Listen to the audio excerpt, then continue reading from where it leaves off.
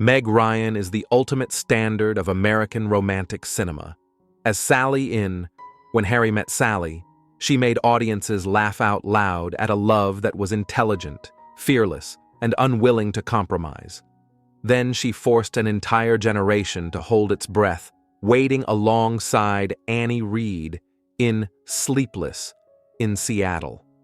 Meg Ryan did not simply appear in love stories. She became the way America learned how to feel, how to trust the truth of its own emotions. But while the world borrowed Meg Ryan's heart to fall in love, she herself was pushed into a far more ruthless lesson. A marriage collapsing at the very peak of fame, a private life exposed without mercy under the spotlight, and a woman compelled to keep smiling even as the foundations of her inner world fractured from within. At 64, Meg Ryan still stands in the storm created by admiration itself, a place where memory no longer soothes but cuts deeper with every return. If Meg Ryan was ever the reason love inside you refused to give up, offer a heart as a quiet gesture of tribute to the woman who gave her emotions to the world, even when love itself never stopped breaking her in return. Not every fracture needs noise. Some things collapse in silence, and it is that silence which stays the longest. No chaos, no arguments, only spaces stretched to the point of suffocation, where love does not leave, but is worn down day by day. Warmth retreats first. Safety follows until one finally understands the storm never passed. It simply settled in, quietly taking up space. This was the atmosphere Meg Ryan grew up breathing, a life not shattered by impact, but permanently shaped by prolonged quiet. Born on November 19, 1961, under the name Margaret Mary Emily Ann Hyra, Meg was raised in a Catholic family where ritual and neatness functioned as the final barrier against collapse. Fairfield, Connecticut appeared orderly and contained, a place where surface stability was used to conceal anxieties no one was allowed to name. Her father, this Harry Hyra, a mathematics teacher, believed order could replace emotion. Her mother, Susan Jordan, taught literature but placed her faith in the stage more than in domestic life. Between two beliefs that never intersected, affection narrowed into politeness, and love became something to be managed rather than nurtured. As the eldest of 4 children, alongside her sisters Dana and Annie, and her brother Andrew, Meg was never without people around her, only without being truly seen, growing up at dinner tables where words had to be correct and feelings were always postponed. Change did not arrive abruptly. It advanced in silence, tightening its hold day by day. By the time Meg was 15, the tension living behind closed doors had finally hardened into separation. Years of misaligned longing, and of lives pulling in opposite directions beneath the same roof, had worn down whatever discipline and restraint once kept that structure standing. There were no confrontations, no raised voices, only the hollow finality of a suitcase being carried out, and footsteps dissolving into a damp Connecticut night. Her father left, with his certainty intact. Her mother remained, filling the void with schedules and tasks that could not answer back. The house continued its habits with mechanical precision. Clocks ticking, lights switching on and off, movement persisting as if nothing had vanished. That night, Meg stood in the hallway long after the door closed, holding her breath until her chest tightened, afraid that if she moved, the last trace of the home she knew would disappear entirely. Outside, branches dragged against the windows, unmoved. That much later, she would understand that this was where she learned to reduce herself, to quiet her presence, to occupy less space, to endure by becoming almost invisible. The cold that followed had nothing to do with temperature. It came from restraint, from control, from the first realization that love could leave without ever asking to be remembered. What followed was not a visible collapse. but the quiet activation of survival. Loss was never named. It was treated as an inconvenience to be adjusted around. Her mother came home later, worn thin between classrooms, small stages, and a life that had quietly veered off course. Dana, Annie, and Andrew learned to speak less. Meg learned something harsher and far more enduring: how to exist without taking up space. She filled notebooks with alternate endings, the places where those who left returned, where promises did not dissolve halfway through. It was not deprivation that forced her to grow, but steady erosion, each day teaching her that trust can thin without any dramatic event. Years later, she would reflect, "I learned how to fade without disappearing. I listened closely, yet always felt unseen. A skill that sharpened her sensitivity while leaving an unfillable absence behind." On cold nights, the hollowness in the rooms came not from the temperature, but from everything that had never been said. And inside that restraint, something unspoken hardened into strength. Endurance without spectacle, tenderness that refused to turn bitter. When Meg eventually left Fairfield, she carried no resentment with her, only a vow formed too early and kept for life, to build a world where love would never again vanish into silence. Leaving home did not feel like escape. It felt like executing a movement she had rehearsed her entire life.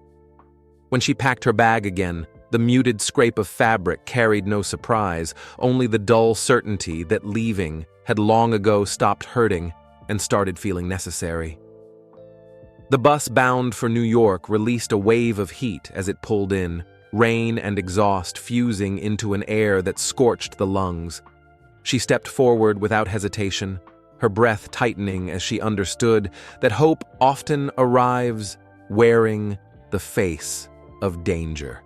Not yet 20, she crossed into the city with nothing to shield her except doubt sharpened into resolve. New York offered no welcome, only speed, noise, and an indifference. Yet within that unblinking stare lay the one mercy she could not refuse: the chance to remain visible instead of being erased in silence. The city did not unfold gently. It narrowed her life into cold mornings, endless waiting, and doors closing without explanation. Her room barely qualified as shelter, its single window opening onto an alley where dawn announced itself through metal and noise. She studied journalism first at the University of Connecticut, then at NYU, clinging to practicality while quietly testing how much risk her body could endure. Days blurred into auditions, half glances, and a headshot that seemed to age with every rejection. Nights were spent wherever wages appeared, pouring coffee, answering phones, appearing briefly in commercials that sold a purity she did not feel. Heat failed often. The fingers stiffened as she typed lines on a borrowed machine, whispering them aloud like proof she still existed. Meals came from packets, city lights blinking without recognition. She kept moving not out of belief, but because stopping meant surrendering to a silence that had already tried to erase her once. Failure did not arrive dramatically. It accumulated. Sometimes it came disguised as politeness, other times as something colder, efficient enough to overlook her completely. She learned to smile on cue, folding the damage inward as invisibility tightened its grip. After one audition, she walked until the cold burned her face, tears crystallizing before they could fall. Years later, she would admit she never dreamed of fame, only of safety. Then, almost imperceptibly, the current shifted. A small role in Rich and Famous paid her rent and confirmed she could still be seen. Soon after, an audition for As the World Turns placed her beneath studio lights so harsh they erased the room. Her voice cracked, hands trembled, and the flaw remained. Not as weakness, but as truth. When the call came offering her the role, she did not celebrate. She sat motionless as pale light slipped through thin curtains, letting one tear fall because the silence finally held weight. Momentum did not bring relief. It demanded endurance. From 1982 onward, each day extracted presence, precision, and control, while cameras captured doubt as quickly as confidence, teaching her to stand still instead of stepping back. Then, Top Gun arrived in 1986 when she was 24, and with only a handful of scenes as Carol Bradshaw, just the world finally began to look her way. What remained unseen were the meals skipped to afford subway fare, the cold mugs held simply to feel warmth, the lines murmured into rooms too quiet to answer back. On nights when exhaustion pressed hardest, she pictured Fairfield and wondered if her absence had ever been registered. The city that once dismissed her had sharpened her into something durable. Beneath marquee lights, audiences saw composure and charm. They did not see the girl who had learned, long before admiration found her, how to manufacture her own warmth when none was offered. Fame did not arrive gently. It arrived like heat, radiant and consuming, the kind that warms before it burns. By the late 1980s, at just 27, Meg Ryan was no longer simply acting. She had become the emotional pulse of American romance. When Harry Met Sally erupted across popular culture in 1989, its diner scene rewriting how women were allowed to sound, laugh, and desire on screen. Unapologetic, intelligent, alive. The film earned more than $90 million and a Golden Globe nomination, but its deeper impact was irreversible. It fixed Meg Ryan into the emotional memory of a generation. What followed only intensified that permanence. Sleepless in Seattle, French Kiss, You've Got Mail. Stories where love felt survivable because she carried it with such ease it looked like truth. Alongside Tom Hanks, she wasn't performing chemistry. She was producing it, moment after moment. By the mid-1990s, still in her early 30s, she commanded 8-figure salaries and stood among the highest-paid actresses in Hollywood, her presence echoing far beyond box offices. There were nights when the numbers no longer felt real, when paychecks arrived faster than sleep and success piled higher than her ability to feel it. Once, after a sold-out premiere, she returned to a silent room, sat on the edge of the bed, still in makeup, and realized she could not remember the last day she had truly rested. Even animation leaned on her vulnerability. In Anastasia, she gave voice to a girl searching for home, a performance that felt less like casting and more like confession.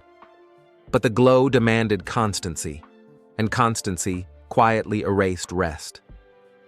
Between 1993 and 1998, her life compressed into obligation. 16-hour workdays, endless promotion, and a public image that required flawless upkeep without pause.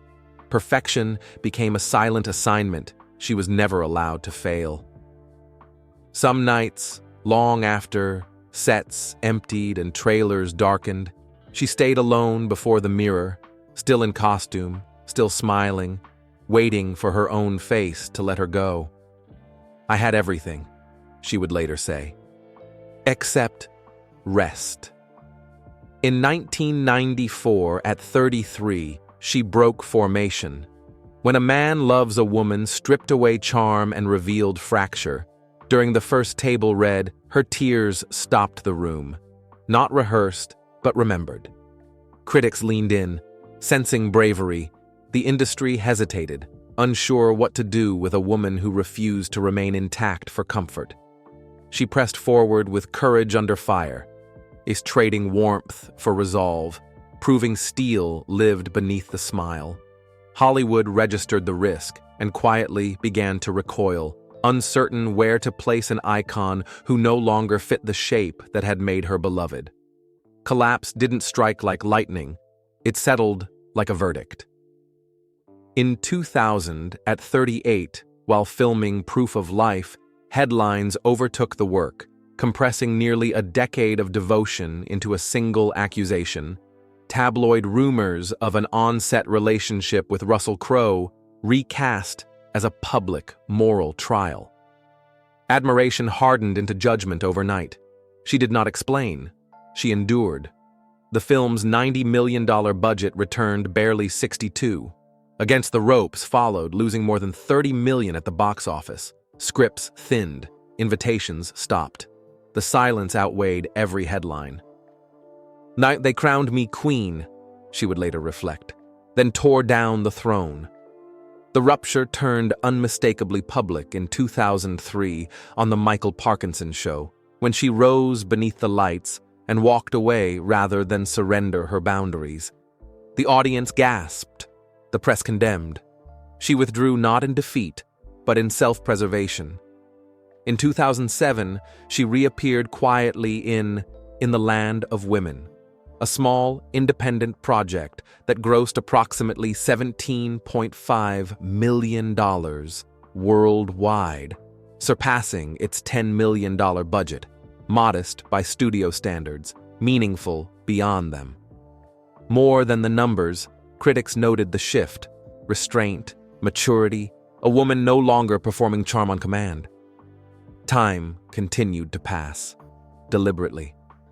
She returned only when the terms were her own, directing Ithaca, watching her son Jack perform, and recognizing something familiar in his steadiness. In 2023, What Happens Later arrived without permission seeking, and when it was announced in 2025 that she would appear in Good Sex, written and directed by Lena Dunham, it landed not as nostalgia, but as choice. In that measured return, Meg Ryan's story resolves itself, not a fall from fame, but a life carried beneath admiration's weight, and a grace that learned how to glow without asking permission. Success does not knock before entering. It floods the living space and quietly rearranges everything inside, even the most fragile parts. At the height of her ascent, when Harry Met Sally and Sleepless in Seattle had etched Meg Ryan's name into the collective memory of America, she believed she had finally reached what fame had never given her before, a private life where she could take shelter. On the set of DOA, she met Dennis Quaid, a man carrying the marks of battles no one could see, and between them formed a bond that needed no explanation, not a loud infatuation, but the simple sense of needing one another in order to stand upright.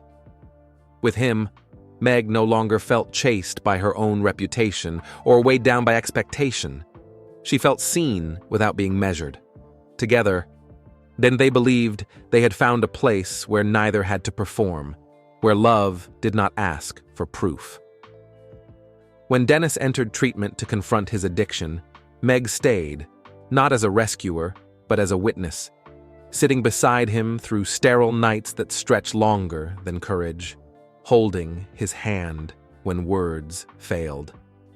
He was fighting for his life, she would later say softly, and I was fighting not to let him fight alone. Their wedding in 1991 reflected that intimacy. No spectacle, no theater, only the quiet conviction of two people who had already seen how easily everything could break and chose each other anyway. The birth of their son Jack in 1992 sealed that hope into something tangible, something breathing. Mornings filled with music and half-finished breakfasts, afternoons shaped around naps and pages read aloud, in evenings where Dennis played guitar while Meg listened from the doorway, believing, truly believing, that the cycle had been broken. She would later say, without ornament or nostalgia, "That was the happiest I've ever been." For the first time since childhood, safety did not feel imagined. It felt lived in. Then, without warning or sound, the ground gave way beneath them, not in a collapse anyone could name, but in a slow, merciless sinking that left no time to brace.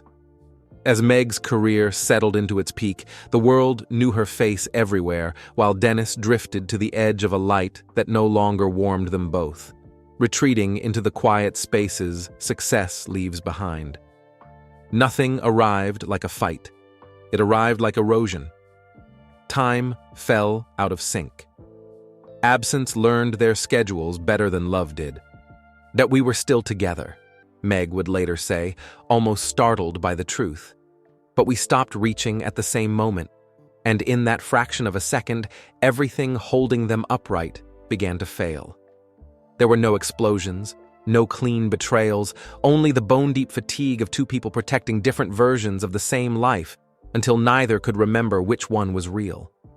By 2000, when tabloids seized on her connection with Russell Crowe during Proof of Life and branded it an affair, the noise of that manufactured story drowned out the quieter truth beneath it. What the world devoured as scandal had already, inside the marriage, collapsed into rubble. "I made mistakes," Meg would later admit, stripped of defense or performance.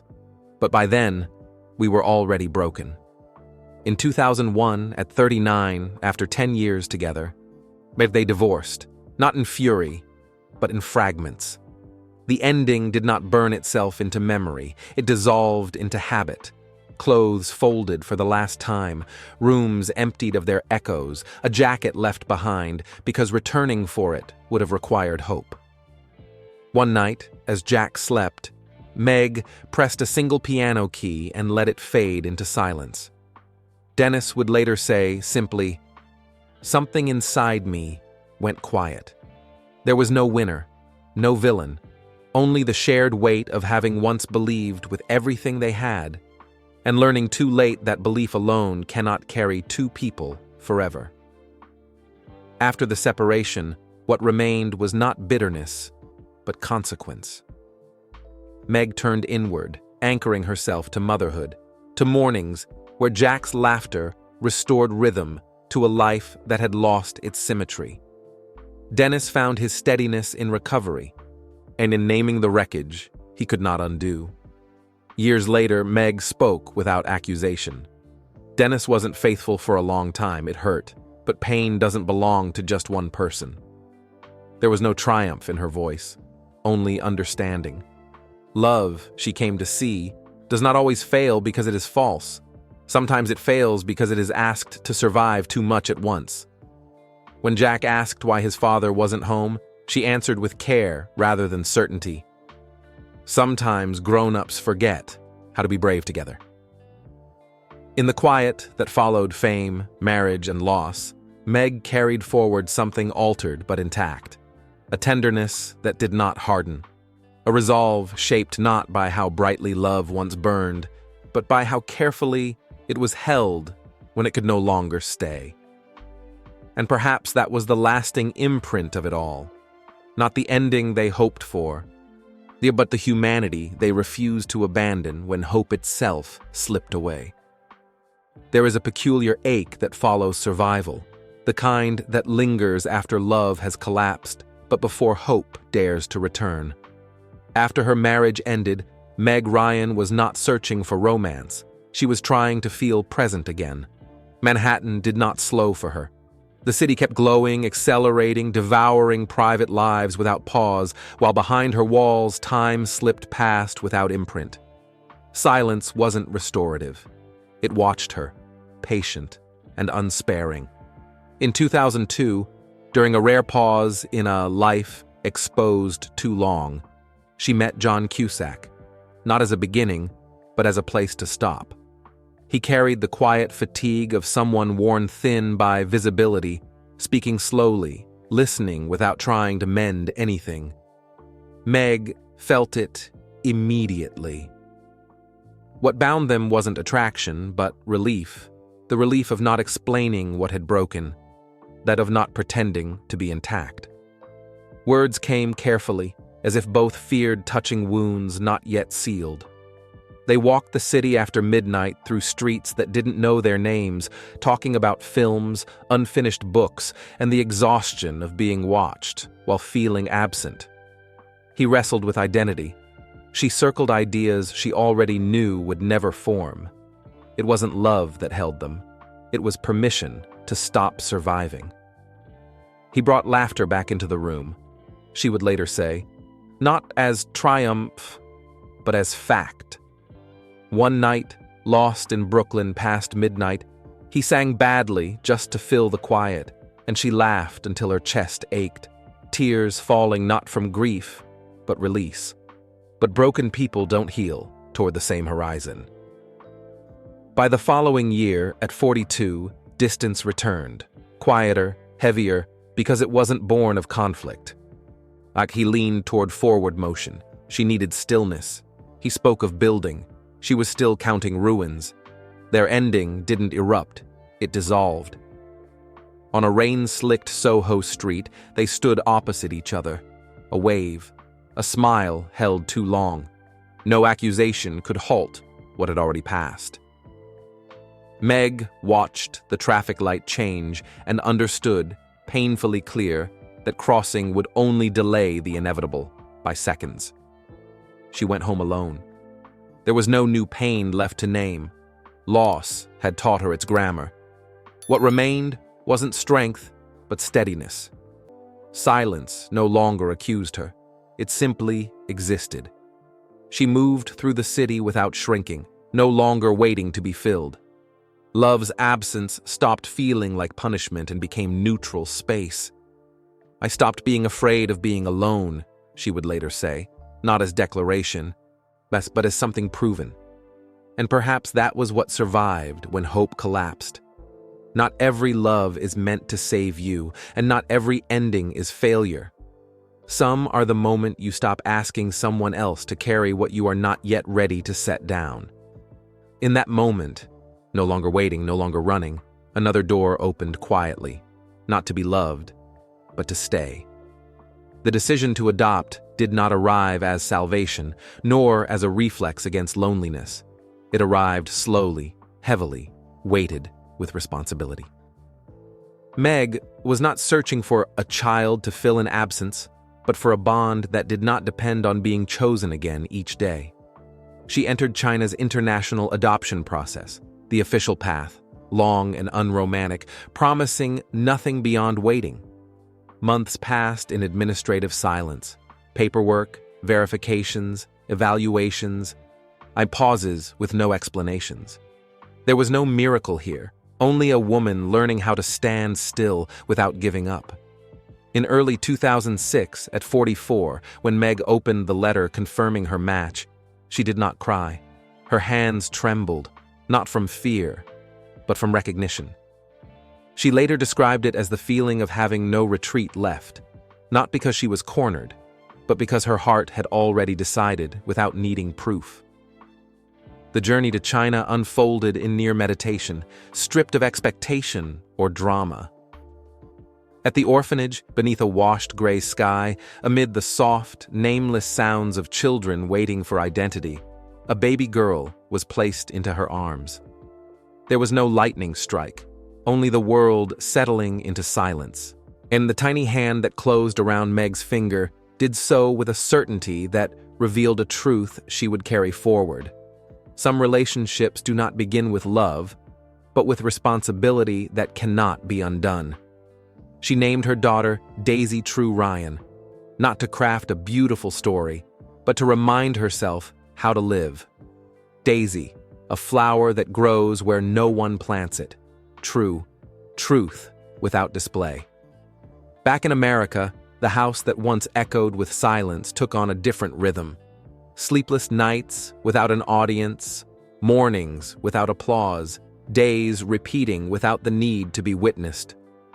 Motherhood did not make Meg stronger in any conventional sense. It required her to stay, even when exhausted, even when unsure she was doing it right. "I thought I was saving a child," she once said quietly, "but I was really learning how not to abandon myself anymore." From that moment on, Meg Ryan stopped searching for love as proof of worth. She had someone who did not need her to shine or to be right, only to be present. And for the first time in her life, that was enough. Not because the pain disappeared, but because it no longer occupied the center of the room. The child who arrived after the rupture did not repair the past, but she offered Meg a future that required no performance at all. Motherhood did not erase her wounds, but it changed the sound of the house. Her daughter's laughter began to travel through every room, clear, unguarded, and alive, quiet proof that something gentle still existed after everything she had lost. And then, once again, love found her. Not in a rush, not with noise, but as something felt in the body before the mind could name it. That man was John Mellencamp. A life shaped by highways and chords, his voice carrying the imprint of years lived outward. Grand stages, small towns, marriages that had fractured long before the paperwork was ever signed. Fresh from his third divorce, he was no longer whole, but he was not hardened either. He still believed that feeling anything was better than disappearing inside yourself. In 2010, when Meg Ryan was 48, she met him not at a beginning, but at a moment of stillness. Conversation came first, and only then did attachment follow. Late-night calls from Indiana, his voice rough and intimate, telling stories about towns too small for regret to hide. Her laughter returned, not polished, not defensive, but startled like a reflex. Her body had forgotten it still remembered. When he came to New York, they walked through the West Village unnoticed, fingers intertwined, fully aware that loving again required a kind of courage neither of them had prepared for. At night, he played guitar by her window while she moved barefoot through the kitchen, steam softening the glass, warmth slowly collecting in a place that had been empty for years. There was no performance, she later reflected, choosing her words carefully. Just truth. And for the first time in a very long while, but she felt seen, not as an icon, not as a memory, but as a woman who could still be chosen without explanation. Love, she came to understand, is not a feeling but a place, and some people, from the very beginning, belong to lands that can never meet.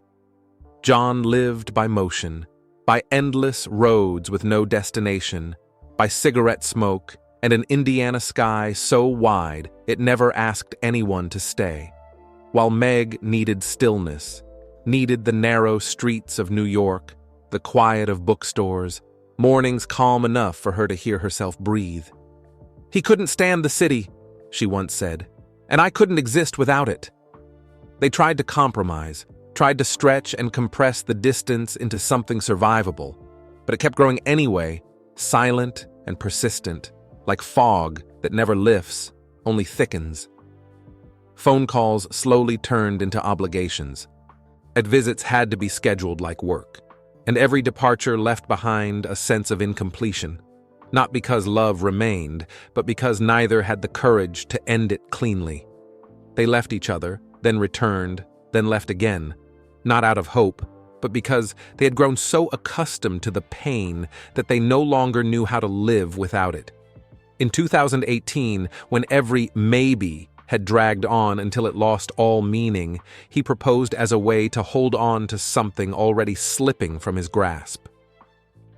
Meg said yes quietly, without announcements or celebration, leaving only a naive sketch on social media, two figures holding hands, the word engaged hastily written above, while the world grew loud and she withdrew. She said she wanted simplicity, but the truth was she no longer had enough faith to place love under the light. And that truth soon revealed itself.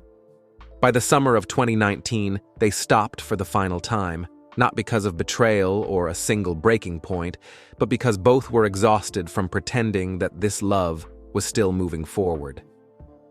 One evening, Meg returned alone to her New York home. The ring lay on the table, cold and meaningless, like a decision made too late. She picked it up, turned it once, then put it away, without hesitation, without ceremony, the way one closes a wrong choice, that has been prolonged for far too long. Later, she would say only that they had truly loved each other, but love was not enough to repair a fundamental misalignment, and that truth did not need to be turned into tragedy. For the woman who once made the world believe in everlasting endings on screen, that this was the hardest truth to accept, that love in real life is not measured by how long people stay, but by how honest they are when they leave. The last great love of Meg Ryan's life did not end in noise, but went quiet for lack of any reason to continue. When she looks back, she calls it a beautiful chapter. Not because it saved her, but because she was clear-minded enough to step away before it destroyed her. Sometimes, she still listens to his music, not out of longing, but to remind herself that some loves do not need to last to prove their worth. And perhaps, in the end, maturity is when a person no longer needs to turn pain into poetry in order to accept it. Time does not arrive by accident. It watches first. It measures. And it is least merciful to those who once carried an era on their shoulders. On the night of the 2025 Academy Awards, that unspoken truth stood beside Meg Ryan as she stepped back into a light she once inhabited without cost. Cameras ignited. The room instinctively hushed. She moved forward, not in search of attention, but because retreat was no longer an option. Each step negotiated, each pause paid for. Beneath the clean line of her gown, arthritis inhabited her hip like a permanent witness, a dull, insistent weight that announced itself with every shift of balance. This was not pain meant to be seen. It was the kind that belongs to routine, predictable, intimate. The kind that stiffens when the body dares to rest and flares the moment it moves. And those watching closely noticed what applause could not disguise. The measured breath before motion, the brief, almost unconscious press of her hand at her side, as if grounding herself against a heat no one else could feel. And then, without invitation, memory intruded. A carpet years ago. A body that moved without bargaining. A night when walking felt effortless, and time still seemed willing to yield. The image dissolved as quickly as it formed. She did not follow it. She kept going. Chin lifted, spine held. Not as the woman audiences once chased through scripted romance, but as someone who had endured long enough to stand there again. The murmurs surfaced before the applause ever could. She looks different. She's changed. What happened? They always ask when a woman allows time to leave proof. And yet, as she smiled through the strain, something unbreakable remained.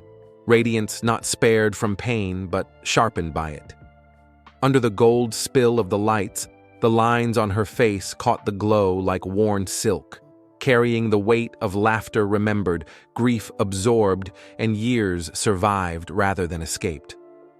For a fleeting moment, the room remembered the woman who once taught them how to believe in love, and felt, perhaps uneasily, that she still did. Far from the machinery of Hollywood, pain did not retreat. It took up residence. It learned her mornings, memorized her nights. Friends spoke in lowered voices of sleep that came in fragments, of dawns that began with stiffness and negotiation, when she would step outside before sunrise and walk her dog through the stillness of Montecito, repeating the same paths until her body reluctantly agreed to move. But she learned how to ration energy, how to enter motion carefully, how to stop without surrendering. But the most corrosive damage was never physical. It waited elsewhere, in reflections, in stillness. Every mirror became a quiet confrontation, not with appearance, but with time's insistence. Long before the numbers arrived, she had sensed it. 50, then 60, not as milestones, but as thresholds where admiration begins to thin. She was right. The same gaze that once adored her smile began to reduce it, slicing it into frames, arranging decades side by side, shrinking a life into contrast. Headlines followed, blunt and merciless. altered, ruined, unrecognizable. She did not chase them. She did not explain herself into smaller pieces. In a rare moment, she met the noise head-on and said, "My aging is a privilege. Not everyone gets to." No defiance, no apology, just reality stated aloud. With that sentence, the courtroom emptied. She stopped defending a version of herself that no longer existed. She chose to stay present inside the one that did. What time reshaped, it did not strip away. The light of youth had not vanished. It had condensed, deepened, moved inward. What once lived on the surface now resided behind her eyes. Those eyes, once framed as charm, now carried accumulation. Storms absorbed quietly. Love endured without spectacle. Losses carried without display. When she smiled, it was no longer offered for permission. It was claimed for survival, for equilibrium earned inch by inch, for the right to take up space without explanation. As the ceremony settled and the lights softened, thus her outline remained against the applause, shoulders traced in gold, posture intact. The audience did not witness a fallen figure, but a woman who had outlived the image they insisted on preserving and refused to disappear with it. Her beauty no longer dazzled. It persisted, steady and unspectacular, like embers that do not flare but refuse to die.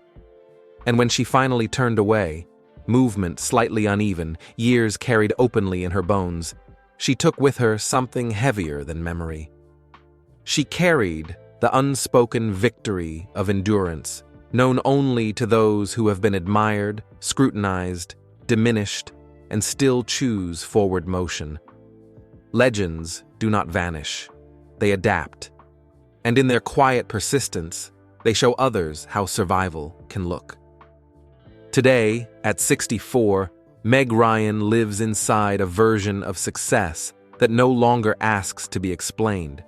Her estimated net worth, often placed by industry analysts in the range of $85 to $90 million, is not the product of a single golden era, but of endurance. Decades of studio salaries earned under relentless visibility, back-end participation from films that once shaped an entire romantic vocabulary, and a long, disciplined refusal to confuse wealth with spectacle. The figure itself matters less than its origin. This is money accumulated while being watched, preserved while being judged, and protected by a woman who learned, sometimes painfully, that security is not what you own, but what you no longer have to perform. Ryan never treated fortune as proof. She treated it as insulation, against noise, against urgency, against a world that demands access in exchange for admiration. Her most tangible assets are rooted in space, chosen carefully, released deliberately. In New York, she once avoidingly retreated into a celebrated Soho loft valued near $10.9 million, a high-ceilinged industrial refuge where light entered freely, but attention did not. She later acquired a Tribeca apartment for approximately $9 million, trading fashion for discretion, proximity for privacy. On the West Coast, she purchased a Bel Air estate for around $8.45 million, later selling it for more than $11 million, one of the rare instances where celebrity real estate functioned as strategy rather than excess. Today, her life is centered in Montecito, California, a coastal enclave defined not by glamour, but by invisibility. Her home there is described as light-filled, restrained, the set behind hedges that absorb sound. If her properties form a map, it charts a steady migration away from applause toward permanence, away from being seen toward being held. Her material life, by Hollywood standards, is almost defiant in its restraint. Ryan is occasionally seen driving luxury SUVs chosen for comfort and reliability, not performance, vehicles that signal practicality rather than arrival. Her days are governed by cadence rather than novelty, early light, long walks, movement measured not by fear, but by respect for a body that no longer tolerates haste. She has acknowledged physical realities only in passing: stiff mornings, persistent joint pain, the discipline of slowing down, refusing the familiar narrative of decline. Her relationship with health is quiet and exacting, low-impact motion practiced with intent, repetition valued over display, consistency over urgency. Beauty, now, is no longer something to be constructed, corrected, or chased.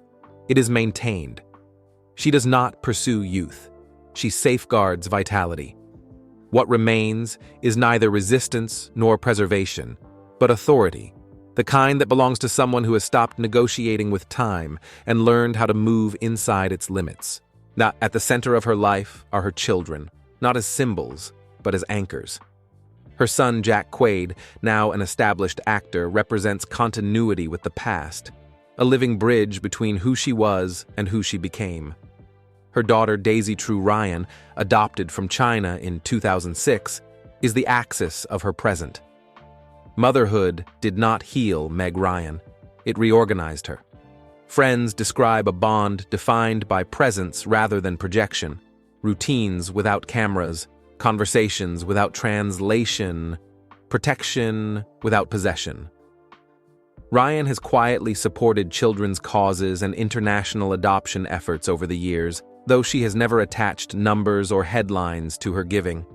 She gives the way she lives now, privately, precisely, and without asking the world to notice. Professionally, she is no longer prolific, but she is precise. That her return as writer-director star in What Happens Later, 2023, was not a comeback plea, but a recalibration. Work now arrives only when it mirrors her interior life. Her announced role in Lena Dunham's Good Sex, 2025, confirms the same principle. She has not disappeared. She has narrowed the door. Public appearances are rare and measured, each one reinforcing a single truth. She no longer needs the light to validate her existence.